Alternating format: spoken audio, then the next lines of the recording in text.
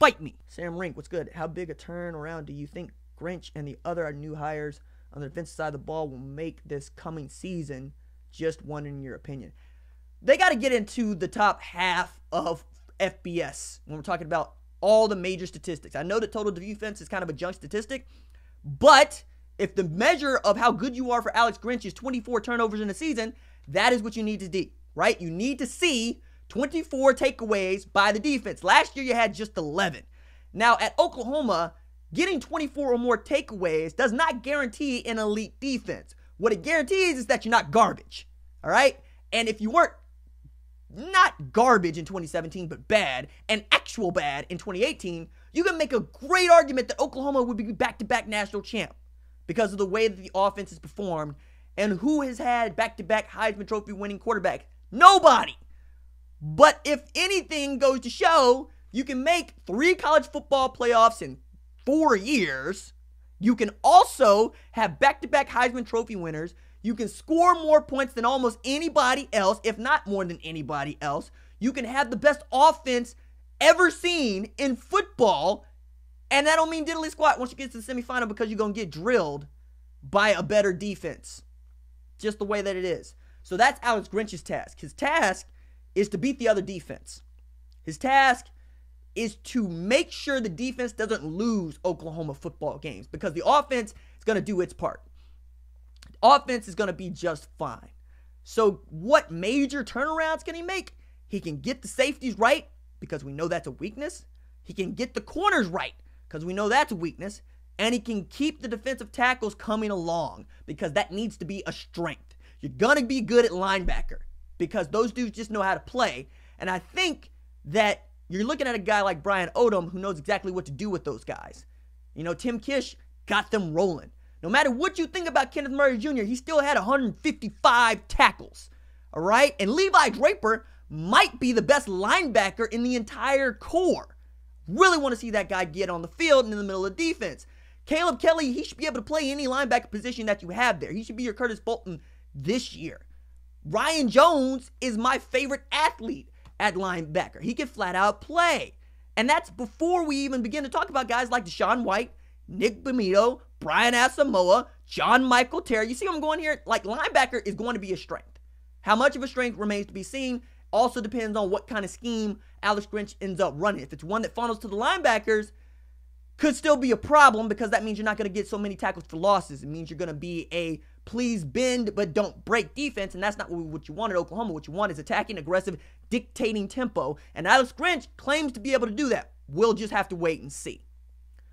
Now, before I get into another question, one of the things that I want to touch on while we were still here is Kyler Murray dominating the NFL draft storylines, the NFL combine storylines.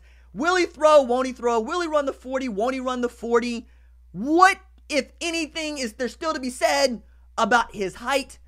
I read a piece by Mike Lombardi at The Athletic, who has worked for over 3 decades in the NFL, has been a general manager in the NFL, and he was basically trying to attack draft rumors. And one of the draft rumors that he wanted to try to debunk was that the New York Giants would draft Kyler Murray. He says definitely not.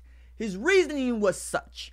The New York Giants have been using George Young's scale for scouting quarterbacks since 1979 when he became the general manager there. Okay? George Young, he won 2 Super Bowls. All right? Now, there is a height and measure that they look for when they're going to draft a quarterback. And they apparently haven't deviated for more than 40 years from their philosophy of when and how to draft quarterbacks. Now, I know that that philosophy, led them to draft Eli Manning. No, it didn't. They didn't draft him, right? I mean, he fell into their arms because he said to San Diego, "Don't you dare take me." So, I mean, I kind of give him credit, but not really, because they could have sold him for parts. They could have flipped it again. They didn't. They made him their franchise quarterback. Fine, whatever. They also drafted Rhett Bomar, who ended up to be actually bad. 5-star quarterback, wasn't great at Oklahoma, was supposed to be the truth at Oklahoma, was actually supposed to be Baker Mayfield at Oklahoma, didn't work out. End up drafting him, he washed out. You know who was drafted? Davis Webb. Davis Webb was the guy that Lincoln Riley thought was a better quarterback than Baker Mayfield.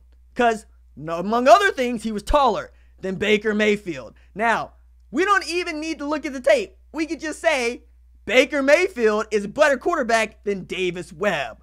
We just know it, right? You know they drafted in 2018? Kyle Lauletta. Y'all don't know who Kyle Lauletta is because you're not football nerds. I'm a football nerd. I know the dude went to Richmond. I know he won some games. Also, not a great NFL quarterback. All right? All of these guys are taller than Kyler Murray. And apparently, that is one of the criteria for being a quarterback for the New York Giants, who also had Jared Lorenzen at quarterback. You remember Jared Lorenzen? The hefty lefty? Literally a left tackle that threw a football down the field. One of my favorite quarterbacks ever, by the way. But they took it because he was tall. So you're telling me that you would rather have Jared Lorenzen on your squad than Kyler Murray? Makes zero sense to me. And then Lombardi lumped in Jimmy Johnson with his take. And Jimmy Johnson's take was you can't have a guy like Kyler Murray because mobile quarterbacks just aren't going to last in this league. They're going to get beat up. And then he cited Cam Newton and the issues that he had this year, getting beat up. Because he's a mobile quarterback, and even him being a big guy, it's hard for him to last. Number one, Cam Newton has been in this league for 8 years. Cam Newton was one of the best quarterbacks ever, and particularly of his generation. Number two, he is an NFL MVP who took his squad to the Super Bowl and was 15-1. That is what you draft. You draft that. That's what you want. You want an opportunity to win a title. Nobody's guaranteed an opportunity to win a title, ever. Certainly not going 15-1 in the regular season. Certainly not guaranteed to be an NFL MVP, because when you look at that list, usually those guys, they win Super Bowls or they compete in Super Bowls. So for you to bring up Cam Newton, Jimmy Johnson, just shows the flaw in this thinking. Like, I understand that folks in the NFL have a way of doing things. I'm not going to go as far as to call them dinosaurs, but I am going to go as far as to say that they're not necessarily thinking about adapting to the times, because if you use the playbook that George Young wrote up in 1979, are you also still using floppy disk? Huh? Are you using the first Apple computer? Is Bill Gates in your garage drawing up scheme? No. So maybe it's time to overhaul your thinking, or you know what? Just go draft the big 6'3" dude at Ohio State and then sell everybody on what you think 2020 is going to be. Because I'm looking at the Giants roster, and I don't see a problem with personnel.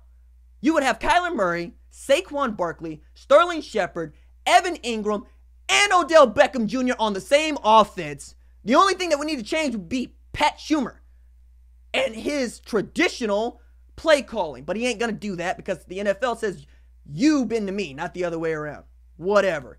This is one of the reasons why Lincoln Riley continues to lead innovation in this league, is because he uses what he got to go win football games, because that's the name of the game. Win football games. So yeah, Giants probably not going to draft Kyler Murray because it ain't in their playbook. That was written in 1979. I was born in 87. I got no love for something that was written in 1979 and doesn't necessarily hold up to the game today. Let's check the chat.